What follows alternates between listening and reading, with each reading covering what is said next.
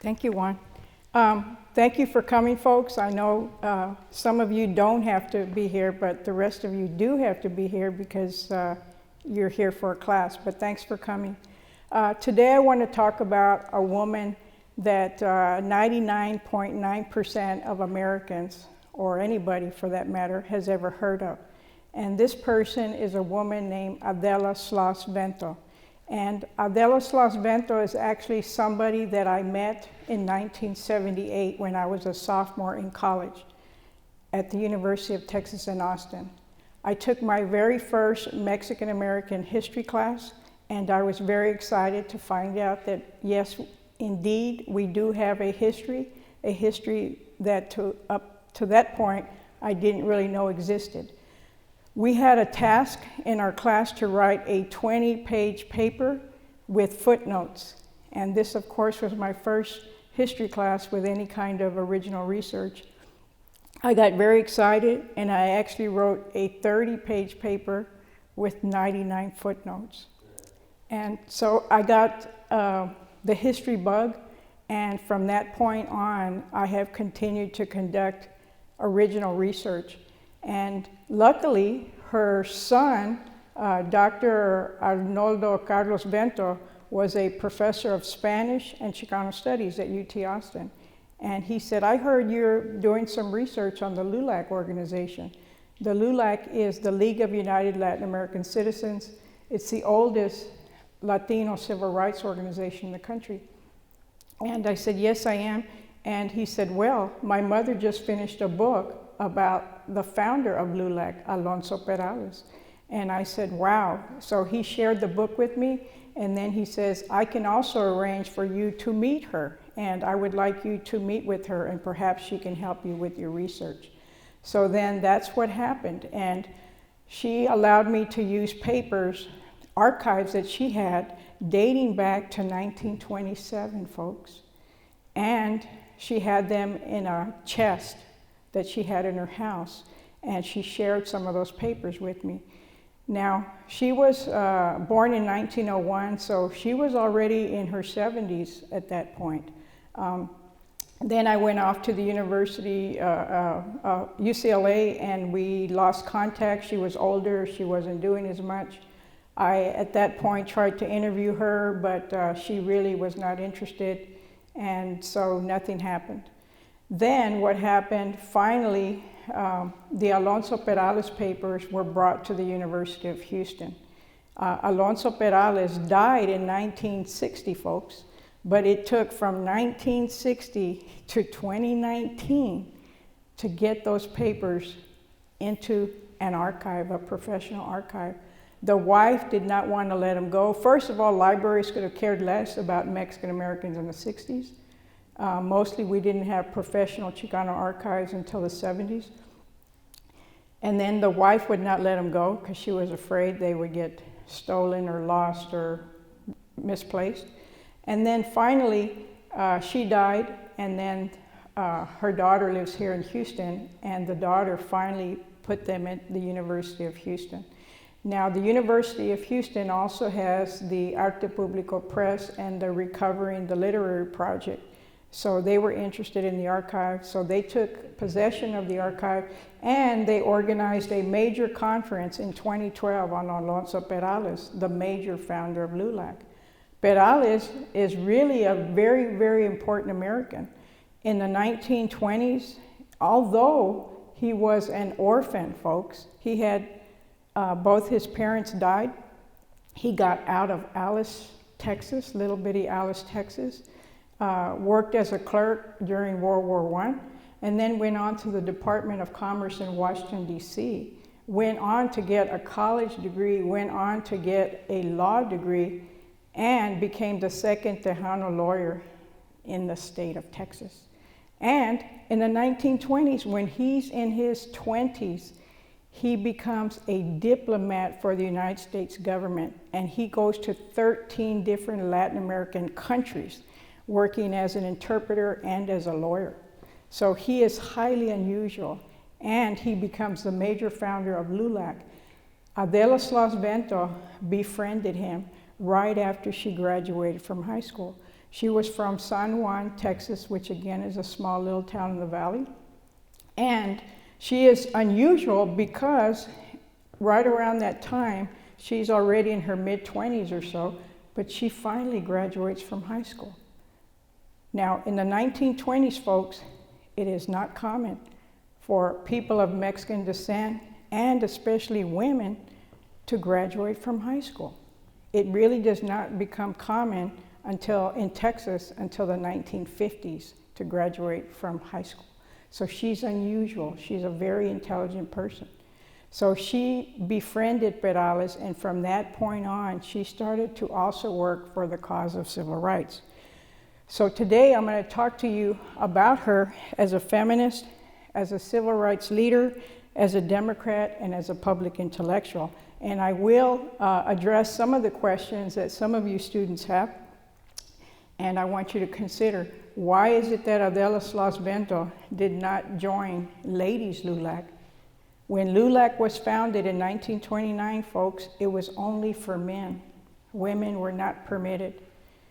But several years later, they created Ladies LULAC. So up until 1970 or so, the majority of women who were involved with LULAC were in Ladies LULAC, segregated councils for women.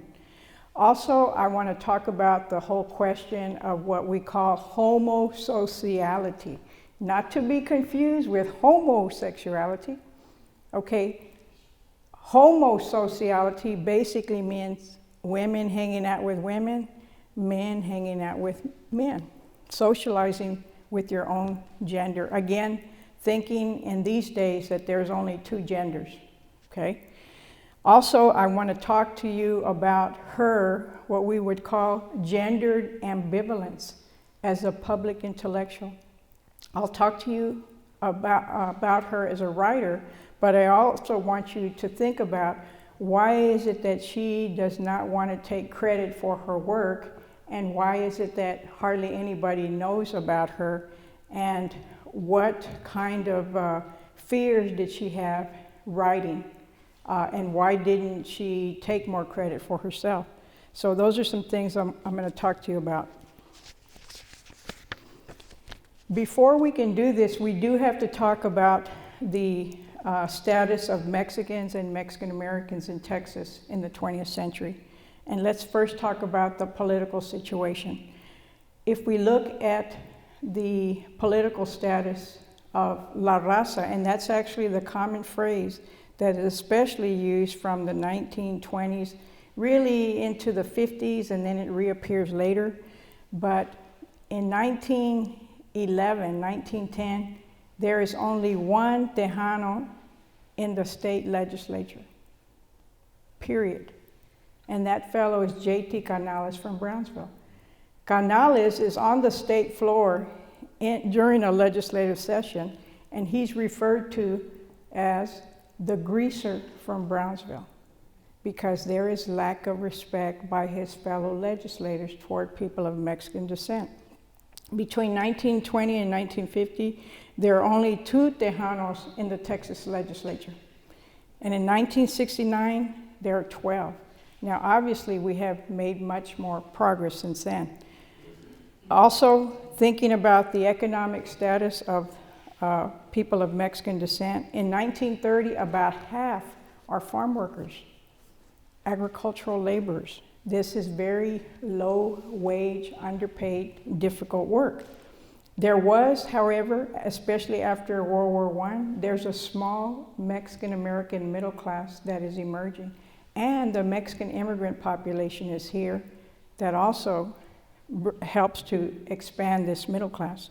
We know that really after World War II, access to college allows for a greater middle class, and then especially after the 1970s, even more so. Socially, we also know that patterns of segregation were expanding, especially after World War I. Segregation, racial segregation, was the order of the day. And let me read to you what my mother wrote about this segregation. My mother was from Mercedes, Texas, which was a few miles from San Juan, where Adela Sloss was from. The Anglo community didn't have anything to do with Mexicans except in things related to business, at drugstores, in doctor's offices, in lawyers' offices. The other contact with Mexicans was hiring them to work as maids, cooks, drivers, and other kinds of jobs. Their barrios were nice. Some of their houses were made of brick and wood, and their lawns were kept clean. They had paved streets, electric lights, and running water. Some had cars. The town was divided by the railroad tracks. Most of the Mexicans lived on the north side. The Anglos lived on the south side, away from the warehouses of fruits and vegetables. These same patterns were still around in the 1950s, and this is what a Texas legislator reported. Spanish-speaking people live in their own part of town and have their own businesses. They are excluded from swimming pools and barbershops. The exclusion from pools is because it's not possible to tell the clean ones from the dirty, so we just keep them all out.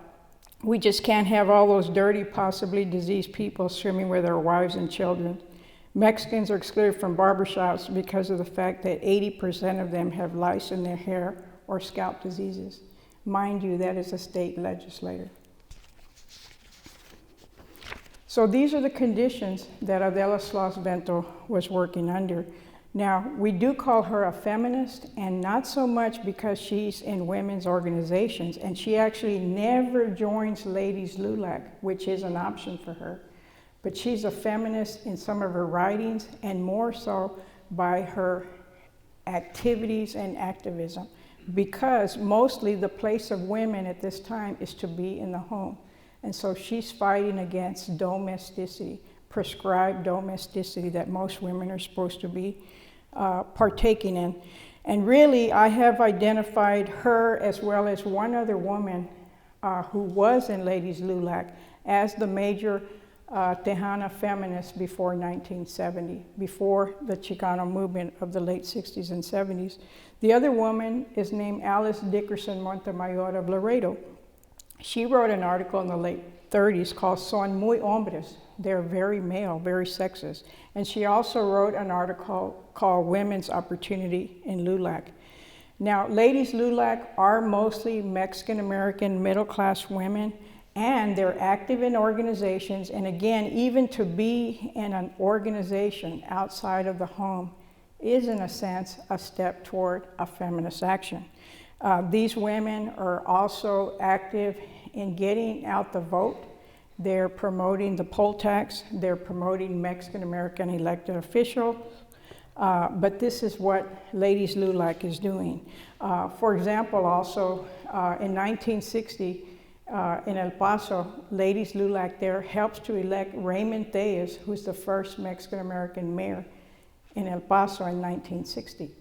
Likewise, there is Ladies LULAC here in Houston in the mid-30s, and that organization is helping to buy eyeglasses and food for poor children. Again, remember, it's the Depression. It's a very difficult time. But Adela Sloss Vento mostly works independently. Again, she really does not join Ladies LULAC. She could have been a major, major leader in Ladies LULAC, but she did not go that route. Still, she wrote an article, a very interesting article in 1934, titled, "Why There Is No Happiness in Many Latino Homes."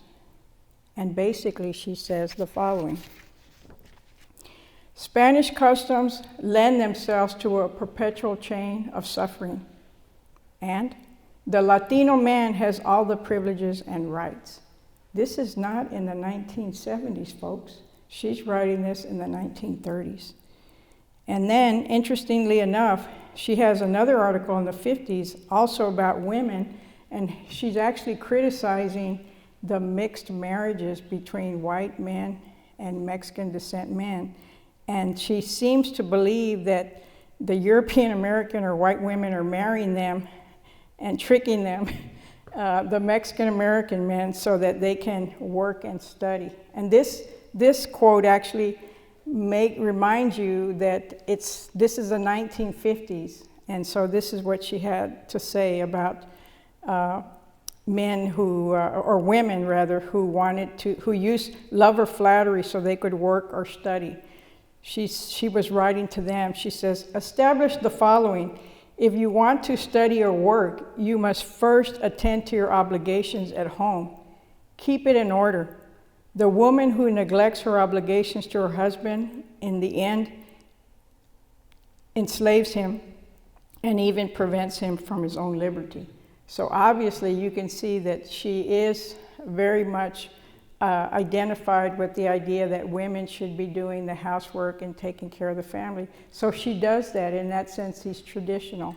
But she's still doing all kinds of civil rights activity and writing at the same time.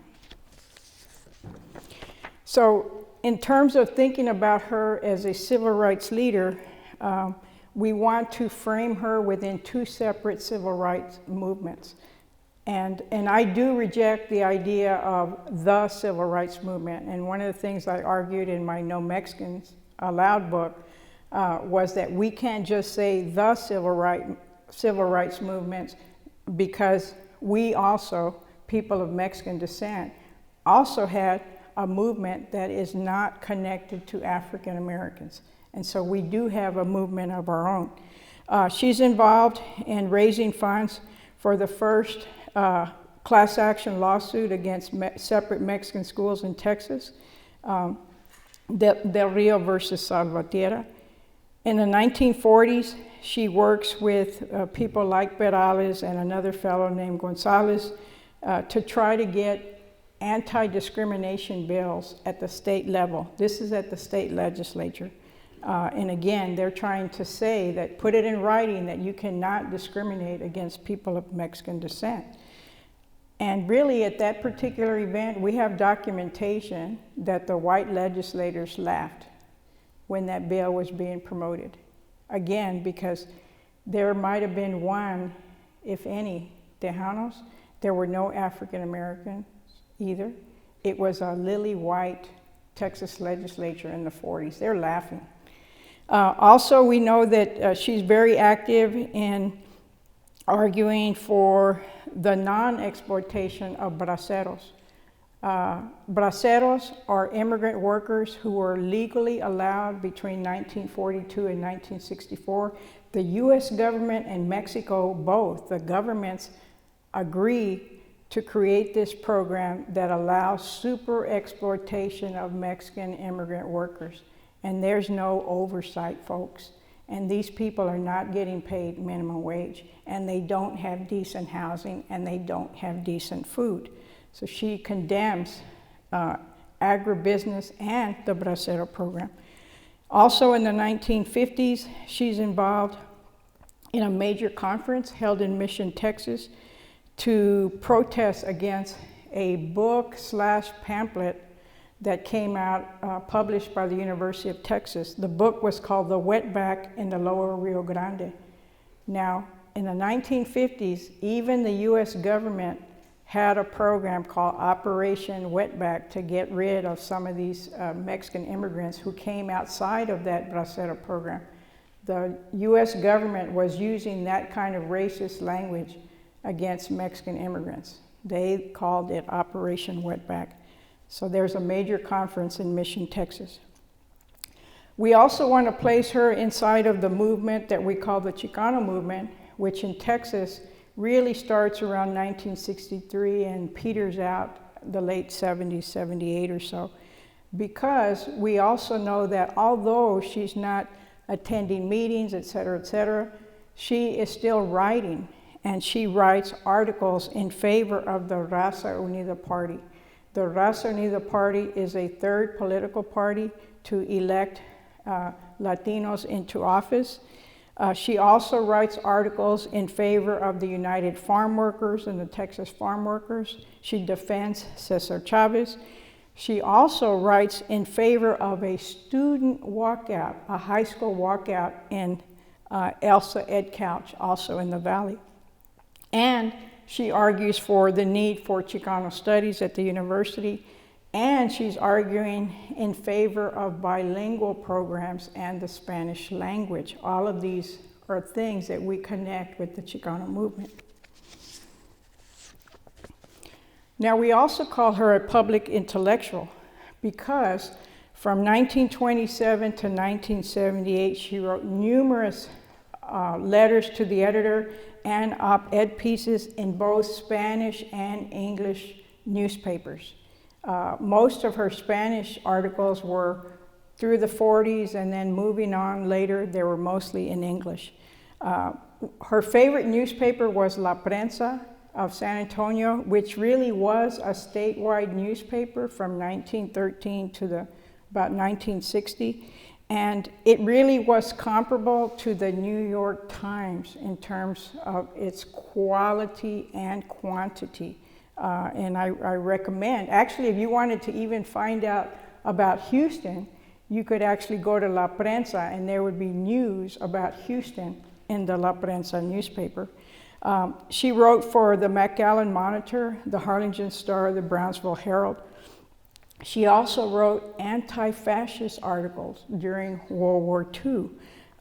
And she responds a lot to local racists in various letters to the editor. By a public intellectual, we mean a person who plays the role of critical commentator for non-specialist audiences on matters of broad public concern. So she's actually quite interesting in this role. Again, remember, she does not have a college education, but she has a high school education, which at that time is pretty much a college education. Here's what she had to say about the founding of LULAC. The founding of LULAC constitutes one of the most transcendental phases in the intellectual betterment of the Americans of Latin origin element. Now I also want to talk to you about this whole question of having gendered ambivalence. And again, the question is, if she had been a man, would she have taken more credit for her work? And we can enter that debate. But let's think about her constraint of herself in a lot of different ways. And I argue that it's an individual constraint, but it's also structural, ideological, and gendered. And let me give you an example of something that she wrote. This author asks the forgiveness of the reader in view she is not a writer. Now, obviously, she's writing that, but she continuously says that she is not a writer. And we also see that she writes in third person. She also uses pseudonyms. She also uses a wide variety of her own name, whether it's Adela Sloss, Mrs. P.C. Vento, Mrs. Vento, A.C. Vento, et cetera, et cetera. And mostly she does not credit herself. Now, interestingly enough, she also wrote presidents of the United States and presidents of Mexico. Mind you that today we know that only 10% of us will ever write a public official. And think about it for yourself. Have you ever written a public official? How many of us have ever written a president, a governor, a mayor, a city council person? Mostly we have not. This is what she wrote President Truman in 1952. The reason you probably cannot hear from many of our people is because many of us are under the master's domination economically and to a few politically. Consequently, many of our people are not free to sign their name, nor do they have freedom of the press or freedom of speech.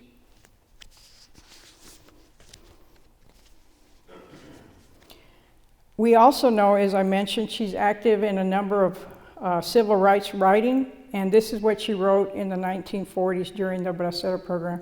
And today, thousands of undocumented workers are here working for starvation wages. For the Tejano worker, it is more than a land of slavery, but the land where one cannot live. There are literally thousands of Tejano laborers and their families who are forcibly obligated to go north to search for their daily bread. And here she's talking about the migrant stream. In 1947, she also wrote an article, "Can we afford cheap labor?" for the McAllen Monitor. And she answers no. We cannot afford cheap labor. It does not pay in the long run. Cheap labor ruins the health of workers, of their wives and children. It deprives the children from obtaining an education. Then she also complained about the wetback pamphlet. Another comment in the wetback pamphlet, because they did interviews with all kinds of people, particularly in the Valley, and this is one of them had to say.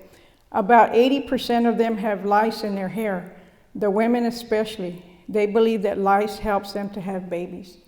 So she's protesting the racist and the sexist comments that are being made about Mexican descent people at that time in the 50s.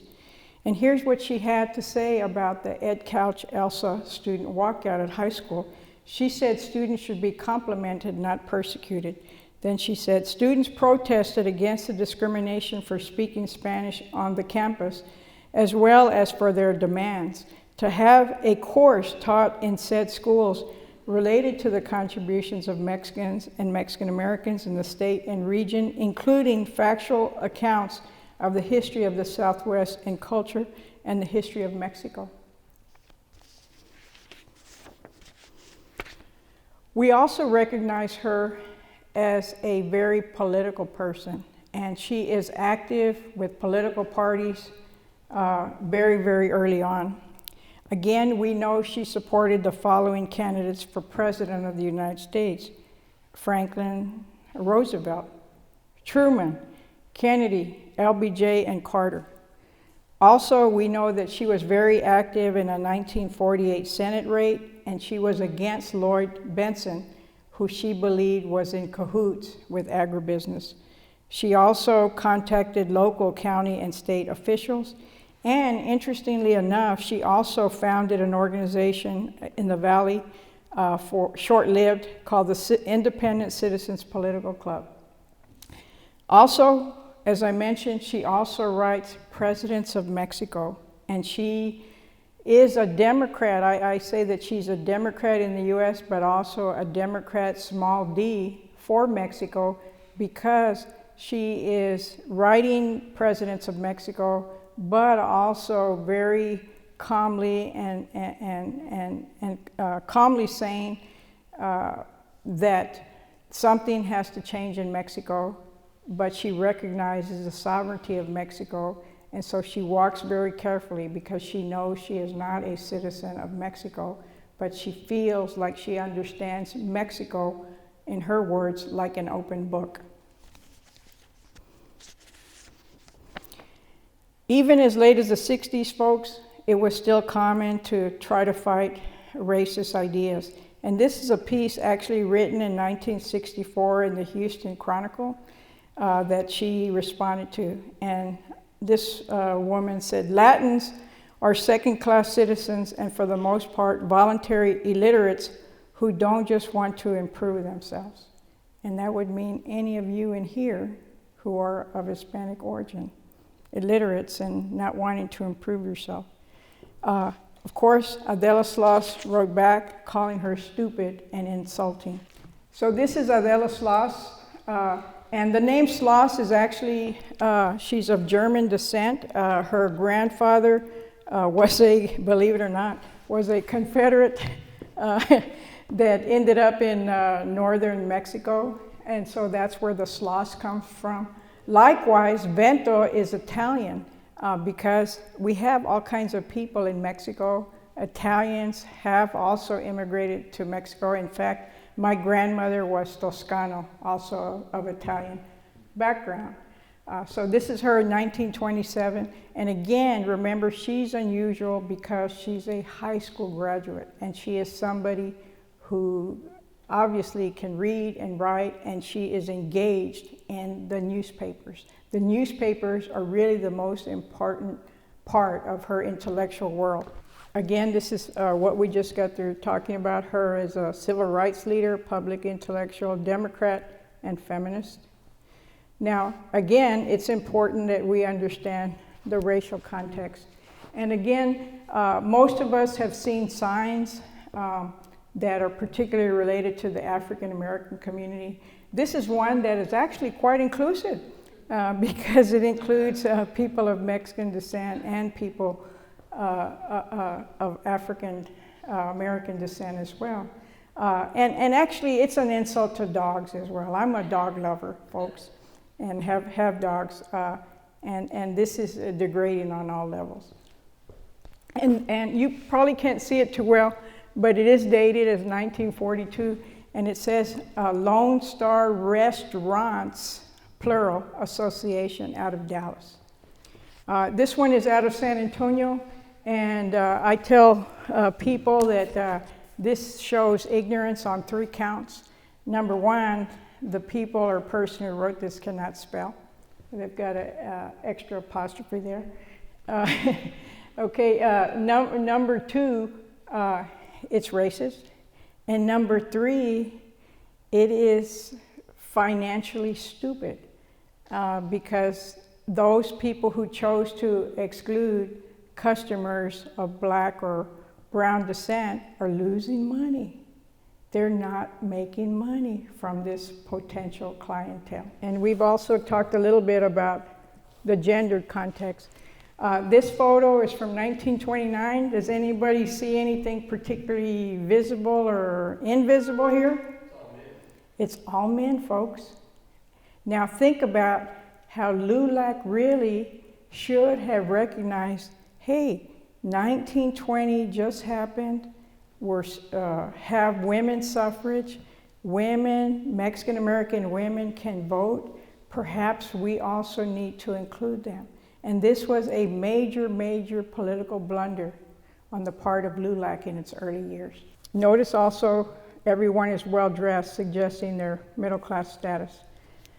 Now in 1929, this is a picture of the La Prensa newspaper in San Antonio. Just by looking at the size of the staff, do you see that it really was a New York Times? Look at the number of staff people. And again, what do you see or not see? There's no women, not even one. So do you see the context that Adela Sloss Vento is in? Everything is very male. The men have the power, the men have the control of the press, the organizations, etc. This is a picture of some of the major civil rights activists in 1954. Is there also something missing here? The first Tejana lawyer does not exist until the 50s. And then the second one, I think, is around 1969.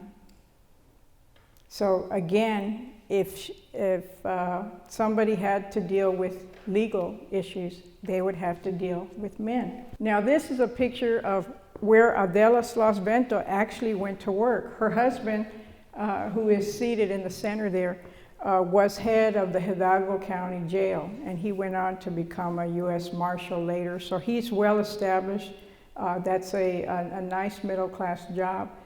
In 1949, she also started to work as a jail matron. So there were braceras and Mexican workers that were put in jail temporarily. And so Adela Sloss Vento did work. She did not have to work, but she felt that if they were going to send their children, their 2 children, to college, that she should work. And so she worked for about 20 years. And it's not a job that she enjoyed. But again, notice the male context that she is in. This is a picture of her mother, and again, her mother and father divorced, and that's probably why she was not able to finish high school early on, because she had to work. This is her mother after she had remarried and 2 of her new half-sisters. Her mother was actually a curandera and was noted to be a very strong woman. This is a picture of her high school class. She's the second row all the way to the right. And again, this is actually 3 little towns of, the valley's all kind of connected. This was from 3 little communities, Far, San Juan, and Alamo. This is actually a mixed group of white and I think there's one other Mexican American here. But again, this is not common. This is a picture of one of the documents that she collected in 1927 because she started to become connected to some of the civil rights activists that were around. The most important person that she connected with was Alonso Perales. And this is the Commerce. This is a Harlingen, Texas newspapers, and it says, "Welcome delegates to the Harlingen Assembly."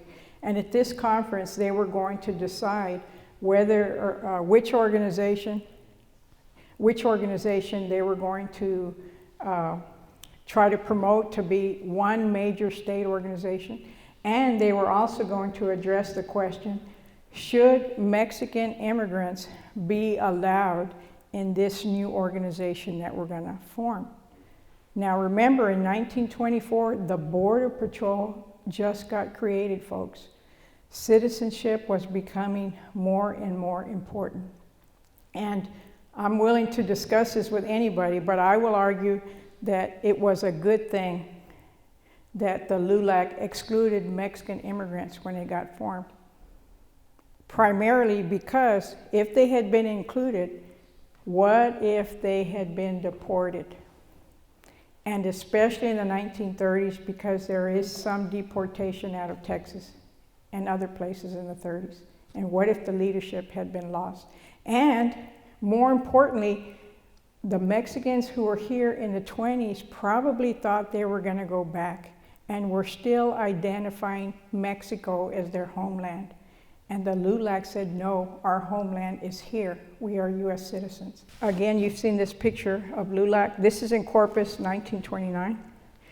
This is Alonso Perales. And again, from 1927 on, Adela Sloss Vento corresponded with him. So it is because that she left papers inside of or letters inside of the Perales collection that finally I started to see, hey, this woman is important. This woman did a lot. She didn't just collect some newspapers from the 1920s. She has a whole history that we didn't know about and all these articles. So at that point, I contacted her son. She had already passed in 1998, and we decided to publish a small pamphlet of some of her writings. Well, at that point, he told me, I have her entire collection. I have about 5 big 3-ring notebooks of her writings and articles, and you can use them. And that is how and why I was able to write that book. But I could not have known before that she was so important. This is J. Lou Sines, who was a teacher. He had 10 children, and he moved from town to town because he kept getting fired because he would fight for Mexican-American children's rights. He's also a founder of the LULAC. Canales, here's the so-called greaser from Brownsville.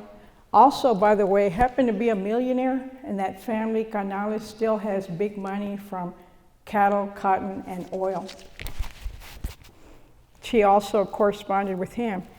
In the 1930s, if you look closely in the middle, you can actually see some women that are starting to attend some of these meetings. This is Montemayor, who really was the major feminist in LULAC, and there's no record that they knew one another, Sloss Vento and Montemayor. Perales wrote 2 books. He wrote one in 1937, documenting all his activities from 1919 to the 30s, and then he wrote another one called Are We Good Neighbors? I do have another book coming out actually this May, which is a biography of Alonso Perales. And basically, after people see everything that he did, I believe he will be compared to Martin Luther King. He is that important. This is her husband, Pedro Vento. He was obviously a modern man, because if she had had a macho husband, there's no way that she could have or would have done what she did. He's a modern man. And she actually did what she could, dragged her kids to meetings, and she even made her son work in the fields so he would understand his middle-class privilege. This is a picture of Perales, Adela Sloss, and her husband in San Antonio in the 50s. Here's a program for the anti-wetback pamphlet conference in Mission, Texas. Here's a picture of some braceros being sent back from the Edinburgh County Jail. This is Adela Sloss in the 50s. This is her again in the 50s. In the 60s, as I mentioned, she supports the Elsa Edcouch Chicano student walkout. These are high school students who walked out. This is her in the 70s. I love this photo because she looks so common and ordinary, but she is a active liberal. This is a picture of her book that she wrote in 1977. It is a rare book today. She published it. It cost her about $7,000. She was 75 years old, folks. It's never too late. This is again the picture of her book. In the 1980s, this mural on the upper left-hand corner, you can barely see it, but Adela Sloss is up there, mostly because her son was living in the Midwest. And then her very last letter that I'm aware of was written in 1990 or 92, I think it was, when Ann Richards was elected as the second woman governor in Texas, following Miriam Ferguson from the 1920s and 30s. And I didn't find the letter from Sloss Vento to her, but I did find the letter from Ann Richards to Sloss Vento, and she thanked her for supporting her vision. And I sat there in the archive thinking, this was Sloss Vento's vision. It was a vision that she had conceived many decades before. And I want to end with one quote, and this quote is actually from Dolores Huerta, who's with the United Farm Workers. And here she's talking about why people, and especially women, should take credit for their work. You must always stand up for the work you do so that other people don't steal your thunder. It's hard for women to do this sometimes because we can be so accommodating. We want to be helpful. We want to be supportive of others. But when it comes to the ideas we have, the good decisions we make, we have to be sure to take credit, even if people think we're being egotistical. I always say to women, it's important that we honor ourselves and our work. Thank you.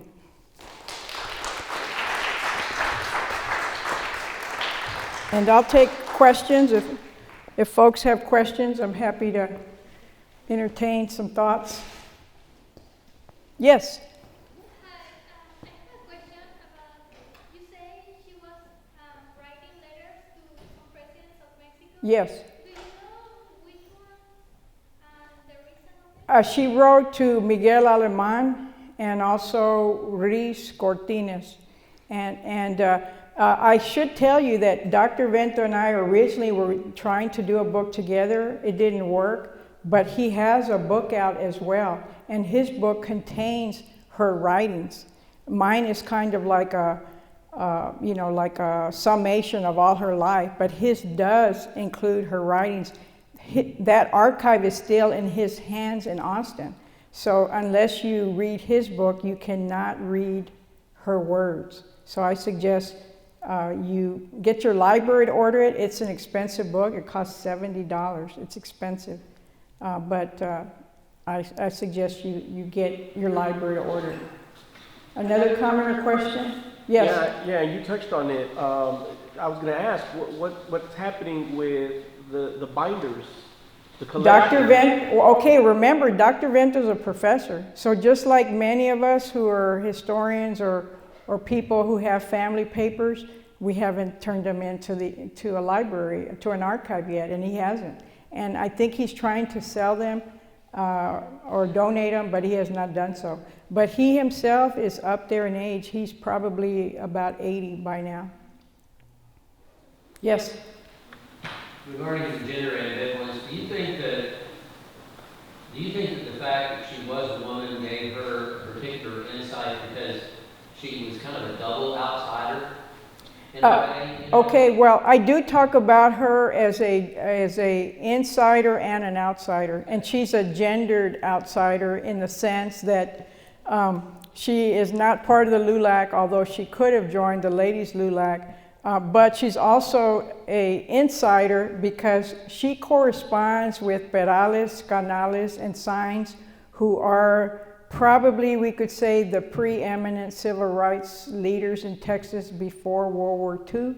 After World War II, there's some new ones like Dr. Garcia, Gus Garcia, Dr. George Sanchez. She does not correspond with them.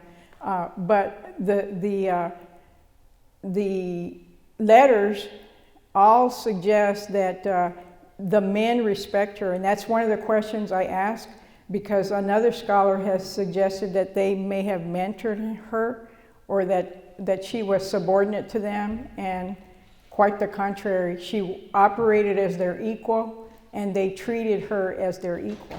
So it also says something about them as male leaders, although none of them really fought to get women equally within the LULAC. Another question or comment? I have another question Yes. about sources, if I may. La Prensa, did you find it very useful for your own research? Oh my God, La Prensa is so hard to read. You have to be young and dedicated to go through La Prensa. I would say that in the when I was an undergraduate, I went through, because it's a daily, okay, and it is, of course, it's in Spanish, and it is, every issue is about 20 pages.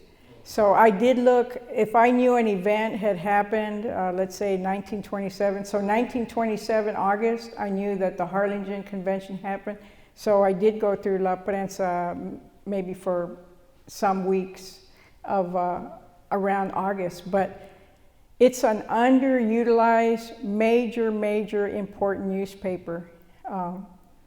And likewise, I mean, you also have newspapers here, like you had El Puerto here in Houston, right, in the 1930s or so. So it is online, I believe, so a person could go through La Prensa. I believe it's online. When did they cease publication? About 1960.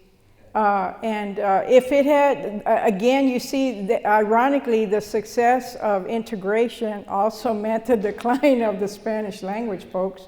Okay, not until we get bilingual education again in the 70s is that going to be more so promoted. Okay, another comment or question, folks? Okay, does everybody see how important Adela Sloss Vento is? And again, that's why archives are important. If those archives had been in the library, we would have already known about her for 30 years already. But she did have a major book. And so one of the questions I ask is, why is it that even if she had published a book, that the academics generally still do not acknowledge her? And why is nobody paying attention to her? But again, with an archive, with the book, with the archive, and knowledge of so many writings, we now know how important she was. And actually, there is no other Latina comparable to her, or Mexican-American woman comparable to her before 1970 across the U.S. We know of nobody else who is doing this kind of activist writing at this time. So please spread the word about Adela Sloss Vento. Somebody has written a Wikipedia on her. I don't know who. It's not updated. But please spread the word. Adela Sloss Vento was a woman of power. And thank you for coming.